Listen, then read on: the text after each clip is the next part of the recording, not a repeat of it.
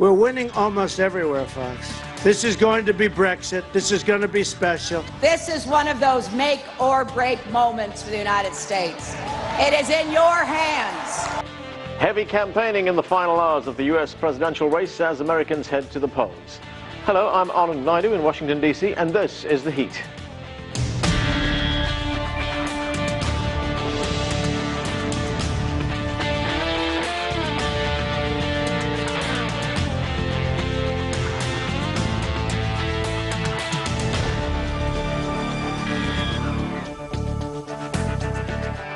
Democrat Hillary Clinton and Republican Donald Trump make the final case for why they should be the next U.S. president as Election Day looms.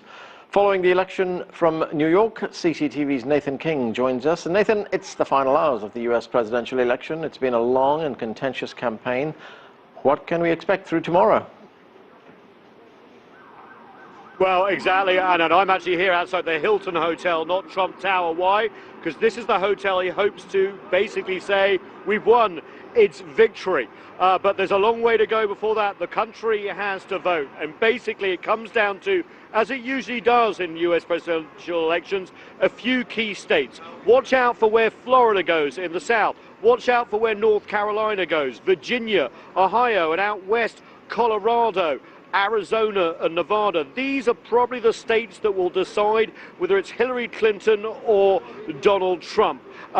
Now, the polls have Hillary Clinton up by about 3 percentage points nationally, but really it's the polls within the states you have to look at. She has got a break just heading into the election by the FBI saying they're no longer looking into her emails and private server. That had seen Trump's poll numbers surge, but it is a lot closer than we thought it would be back in June 2015 when Donald Trump announced his candidacy. Remember, most people were laughing about it then, but he beat 16 Republicans and has taken the fight to Hillary Clinton in a bare-knuckle, very personal brawl. But it is going to be close, but if history suggests anything, Hillary Clinton has the edge going into the final hours here.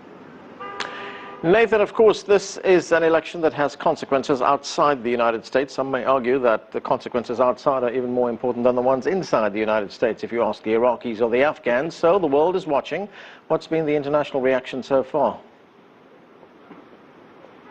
Yeah, you could ask the Iraqis, the Afghans, the Mexicans as well. Remember, Donald Trump wants to build a big wall on the U.S. southern border to stop the flow of immigrants. He wants to tear up the NAFTA trade agreement, the North American Free Trade Agreement between Canada and Mexico. He said that he will slap tariffs on China, 35% to 40%, and make allies in NATO and in Asia pay more for their defense, even suggesting perhaps allowing them to have nuclear weapons. That would be a rapid departure. Hillary Clinton, too, though, considered much more of a hawk than Barack Obama. Remember, she was for the intervention in Libya that saw the ousting of Gaddafi, wanted a no-fly zone in Syria very early on in the civil war. So she, too, could bring a lot of problems in terms of the rest of the world to deal with. This is not a great, say, the American electorate. Never have two candidates for president had such high negatives. And you could translate that to the rest of the world. Thanks, Nathan. That's CCTV's Nathan King reporting from New York City. Joining us now from Texas, Ron Paul is a former U.S. congressman. He's run for U.S. president 3 times. Congressman, thanks for joining us. Thank you. Nice to be with you. Well, you know what it's like. You've run for president before. We're coming to the end of what has been a very big election season with 2 candidates who I think it's safe to say are widely disliked across the country. One of them is going to be declared the winner most likely late on Tuesday night or perhaps the day after. Does it matter to you who emerges victorious? In a mild sort of way, but generally speaking, over the many decades I've been involved in politics, I've come to the conclusion that it doesn't make a whole lot of difference. Although the parties argue between themselves, policies never seem to change. They endorse the same economic system, the same foreign policy, the same monetary policy. But there's a lot of argument and debate goes on. But the spending continues, big government rolls on. So I don't expect a lot of changes, But, you know, the two sides can pick little things and say, oh, well, Hillary's better on this and Trump is better on this. But no, I don't expect a lot of difference. I think there's so much momentum going on. I think the momentum of deficit spending and big government, our foreign policy, the monetary policy, and they're really at their end of their ropes. And that's why we've been suffering from a stagnated economy now for 9 years.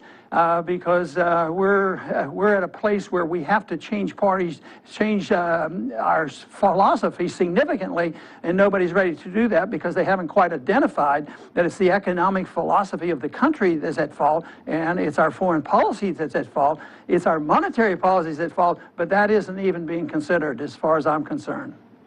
If we look at this election, Donald Trump has tapped into a wellspring of deep resentment and anger among many Americans, people who feel that they've been left behind. And if you look at the other side, the Democrat side, Bernie Sanders, who is also a Democrat contender for president, also tapped into that anger. And in that respect, I guess both of them have something in common.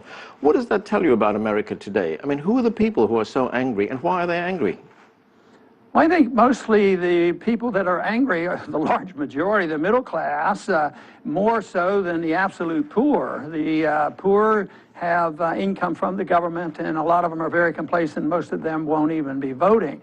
But no, I think it's the middle class, the people who produce and still pay the taxes. But there's a lot of people who are unemployed that are very unhappy too. So it is a sentiment. And they've gotten to the point where they don't trust the government, which I don't think is all that bad, because I think the government doesn't tell the truth all the time on what's going on in the world. They tell us everything is fine and rosy. Unemployment rate is down below 5%, and they never talk about the 94 million people who are not in the workforce anymore.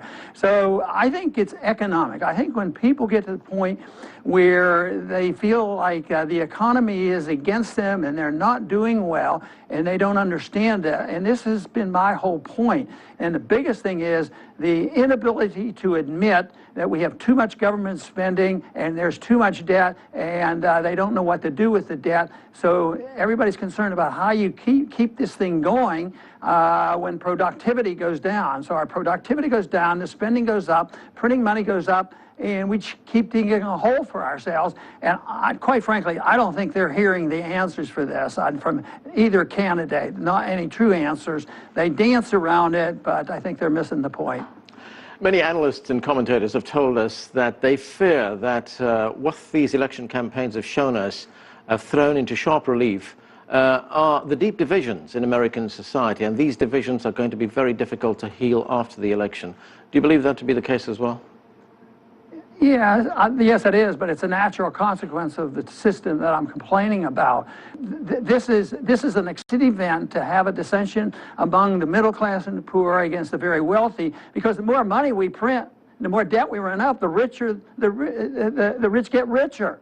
And the money doesn't circulate. The money stays in their pocket, and the stock markets boom, and they're very quite satisfied with it. So this class distinction and class fight is actually, the problem, but it's an economic consequence, but it's turned into racial and social conflicts, and that's why the people are so angry, and they're looking for scapegoats. For instance, well, it's the Chinese fault, it's the Mexicans' fault. Blame somebody else, but never our own policies, and it's our policies that give us trouble. Too much debt, too much spending, too much taxes, too much regulation. That's why we become non-competitive, and we can't say, well, it's somebody else's fault. And I think that's wrong, always blaming somebody else, and for us assuming that we have to sort out every problem in the world, be the policeman of the world, and get involved in internal affairs of many other nations, getting involved in entangling alliances where we have to pay all the bills. The system isn't working, and yet I don't see any reversal coming soon. And certainly there will not be a reversal after this election. Well, talking about getting involved in other nations, the United States has now been waging a war on terror for something like 15 years. It's destroyed entire countries, cost America dearly in terms of lives and treasure lost, trillions of dollars being spent on these wars. Has it made America safer? No, we're less safe than ever. I mean, we've been involved, not 15 years, since 1991, when we first went into the Persian Gulf War. we got involved, and since then we've had a presence there. We've literally, our position has been, the neoconservatives are in charge, and they said we have to remake the Middle East. We have to get rid of those bad leaders, those dictators. We have to insist they become all good Democrats and have elections. And as long as they elect the candidate the CIA picks, we're okay. But if they elect somebody we don't like, then we have to go and get rid of him or her. So this is ongoing. We have been way too involved, and the threat of terrorism is really not nearly as great, especially in this country, as they put it out to be. I mean, you know, since in the last 15 years, since 9/11, we've had just a little over 100 people killed by terrorists in this country. But the main reason why they would like to come here and kill us, or they'll kill us when we're over there, is mainly they're sick and tired of us invading their countries and telling them to do, and I call it blowback, just as the CIA has indicated that's what it is. It's blowback, and people resent it, and that's how they can radicalize a very small number of Muslims to react in a certain way, because they feed on this stuff that we are invading their countries. And I think that, yes, there's a great deal of danger, but we haven't backed off from that policy. As long as we have this policy, no matter what seems to be a success for us, that say we are able to, you know, we took over Iraq, got rid of a bad guy. But we created chaos over there and a lot of hatred toward us. So I would say the policy of military interventionism is a source of a great deal of conflict and a problem, and it motivates those individuals to join the radical Muslim movement. Is it time in the United States for a strong, powerful third party? Well, I'd like to get a second party because the Republicans and Democrats are the same party. Their policy, they argue over who runs the power and who gets to divvy up the loot. But no, they have the same foreign policy, same monetary policy, the same welfare system policy, intervention overseas, that's all the same. But we don't have, we go around the world telling the world that we're the exceptional nations and you should be like us and have democratic elections.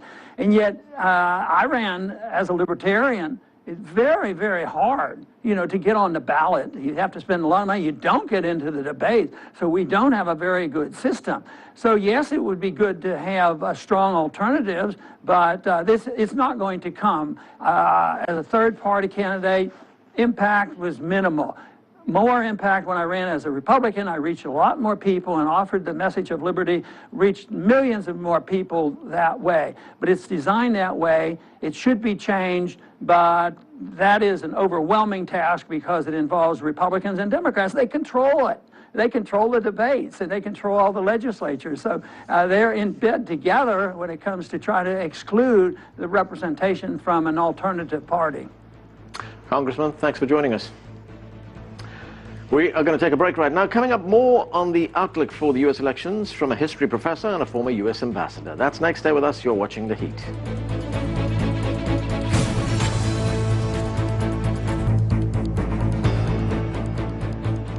Welcome back. Americans head to the polls on Tuesday to elect a new president. Who will it be? Former Secretary of State Hillary Clinton or New York businessman Donald Trump? For this part of the show, we're joined by Peter Kuznick, co-author of The Untold History of the United States and director of the Nuclear Studies Institute at American University. From Boston, Peter Galbraith was the U.S. first ambassador to Croatia and recently ran for governor of the U.S. state of Vermont. Thanks to both of you. Ambassador Galbraith, let me start with you. We just heard from Congressman Ron Paul there, who says that no matter who wins on Tuesday, there's very little difference between them, that on the major policies, things like foreign policy, things like the economy, etc., both parties are pretty much on the same page. Do you agree? Not at all. In many ways, this is the most consequential American presidential election in a generation. Consequential because of the consequences that would come if one candidate or the other prevailed. In terms of foreign policy, for example, Hillary Clinton will continue what President Obama has been doing. But Donald Trump has said that on day one he'll rip up the Iran nuclear deal without having any alternative strategy. He's promised a border conflict with Mexico, building a wall, trying to make Mexico pay for it. He will take on China on trade. He'll rip up, he says he'll rip up the NAFTA trade agreement. And he's, remarkably for a Republican, he's refused to criticize Vladimir Putin, the leader of Russia. He said that Crimea is properly part of Russia. He seems to go along with what Russia's doing in Ukraine. So in terms of foreign policy, it's a huge difference. In terms of economic policy, I listened to Ron Paul talk about deficits, but Hillary Clinton will continue the policies of President Obama that have led to increased employment and shrinking deficits. Donald Trump is proposing the largest tax cut in American history, which undoubtedly will lead to an enormous increase in the deficit, much as President George W. Bush's tax cut in 2001 took the Clinton surplus and made it into a multi-trillion-dollar debt. Peter, this is being called one of the most important elections in the history of the United States. Do you believe that? I do. I agree with Peter much more than I agree with Ron in terms of the significance of this election. I think you've got a choice here, an unpopular choice. But on the one hand, you've got Donald Trump, who really is potentially a madman. On the other hand, you've got Hillary Clinton, who is a reasonable person, but she's a warmonger. It's very hard to find a war that Hillary Clinton hasn't supported. So she's very militaristic, she's very hawkish. But to have Donald Trump's finger on the nuclear button is a risk that we cannot take. As Peter was mentioning, he wants to tear up one of the most positive things of the Obama administration, the Iran nuclear deal. He said that he supports nuclear proliferation for Saudi Arabia, Japan, South Korea. He said that what's the point of having nuclear weapons if we can't use them? Implicitly suggesting that he will use them, and he has explicitly said he wants to use them against terrorists if they attack us. So this is a man who I think is much too unbalanced. Hillary Clinton says a lot of things that I don't agree with, but she's a much safer choice and much more reasonable. I get the point there, Peter. I mean, as you say, unbalanced. We've heard him being called unhinged, and you just called him a madman just now. But what explains then the support that he's getting from so many people in this country? I think that, as Ron Paul was saying, people are looking for scapegoats. And they're looking for easy solutions and easy answers. People are angry in this country. You have to realize that since 1973, the standard of living has gone down. Since 1973, people are worse off economically than they were. This is a long period of time. People are hurting. They do want better jobs. They do need higher wages, security. They want more opportunity for their kids. The problem is that they're looking for answers in the wrong way. And it's easy to scapegoat people. It's easier to say that it's the Mexicans or the Latinos or the immigrants or the African Americans. I mean, it's easier to do that than to come up with real, serious solutions. Even Ron Paul's solution, I think, was not a serious one. He calls for less government. I think the answer to our economic problems is to have more government. We should look back to the 1930s, not back to the 1980s. Okay. Ambassador Galbraith, this election campaign, or the campaigns, I should say, has shown us, or rather reinforced something that we've known already for a long time, that the United States is a very divided country. Are either of these candidates, in your view, capable of healing that divide, of bringing this country together? Well, I think Hillary Clinton is capable of bringing the country together, but she may not be able to do it because of the obstructionist tactics that the Republicans have adopted in the Congress, which they did during the presidency of Bill Clinton and during the presidency of Barack Obama. You know, there are ones who are now talking about making sure that Hillary Clinton doesn't get to choose a single justice on the Supreme Court, even though there's a vacancy. So, you know, what she's able to do is going to be a question. But I'd also like to come back to this issue of anger in America and how this came about. Part of the problem is that America doesn't have a two-party system. It has a one-and-a-half-party system. There's the Democratic Party, which is a kind of responsible mainstream party, and the Republican Party, which at one time was a responsible conservative alternative.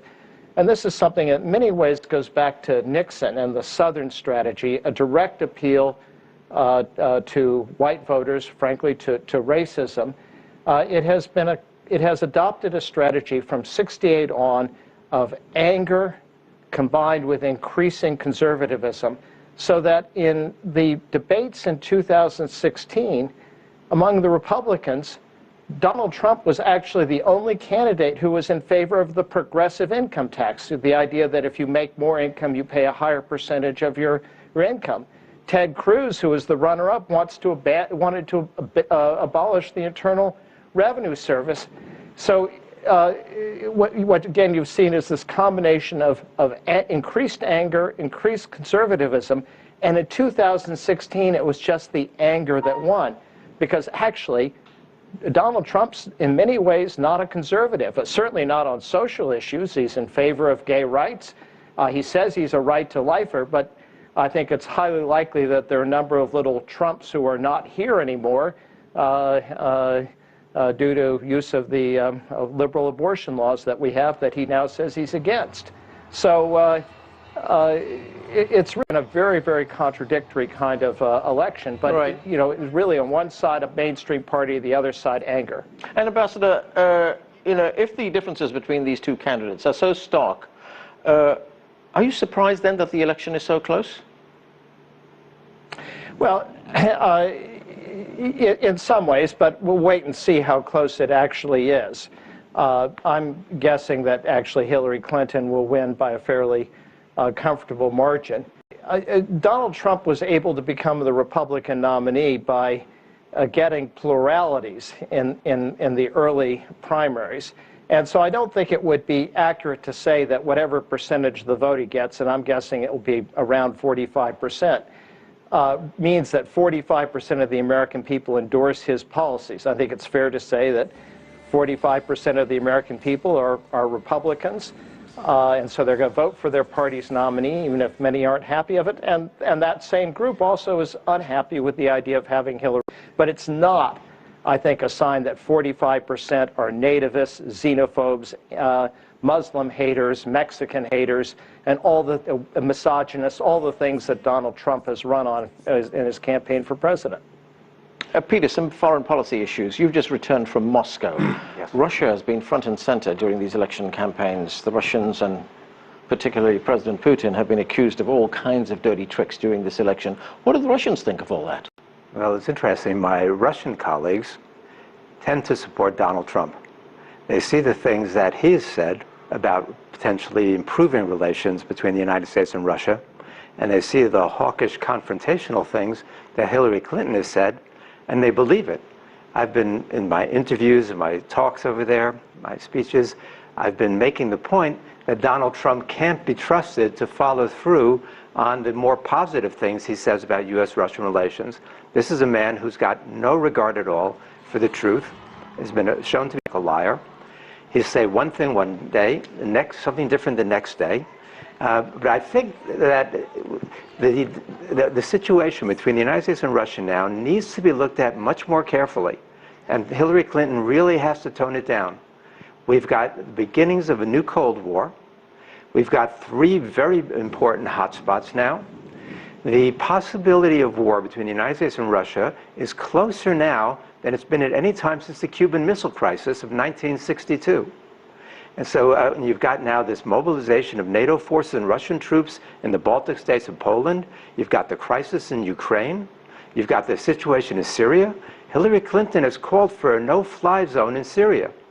General Dunford, the head of the Joint Chiefs of Staff, has said if we impose a no-fly zone, that's going to mean war between the United States and Russia and the United States and Syria.